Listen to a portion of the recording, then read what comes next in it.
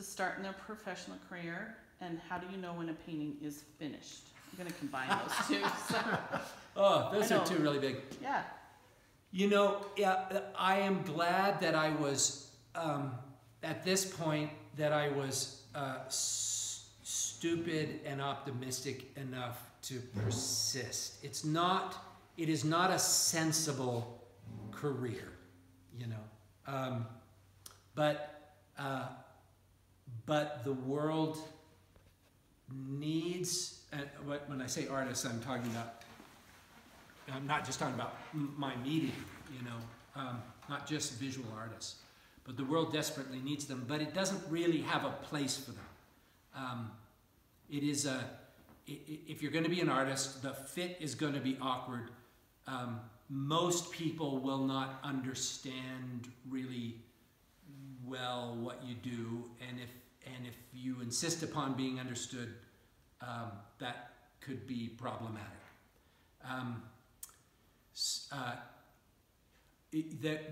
For young emerging artists, I think there's a huge importance in doing plenty of work so you can find out what is your inevitable work, rather than this is selling or this is popular. What is it that you do? What is it that you gravitate towards? How do you hold a metaphor and present it? And you'll only discover that in doing tons of work. And then it's just a gamble as to whether or not the world wants it, needs it, cares about it.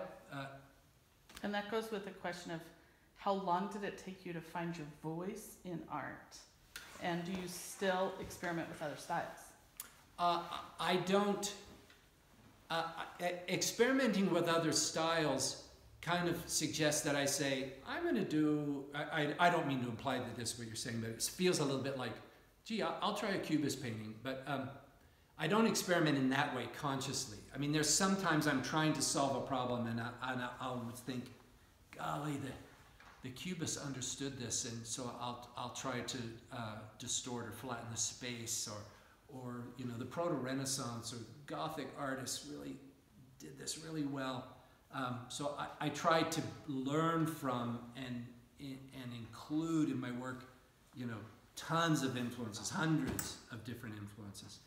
But to sit down and say, okay, I'm going to do work in it. I don't make a lot of decisions about style. I'm thinking more about the question and the narrative, and this is just kind of the way that it comes out. You know, this works, and you know, I mean, I feel like there will be paintings that I think, golly, this is completely different, and other people will say, no, not really. You know, I mean, it's or they'll say, wow, this is something new, and I'll think, really? It doesn't feel new to me. So I don't, finding my voice was just a matter of doing tons of work until my voice found me, you know.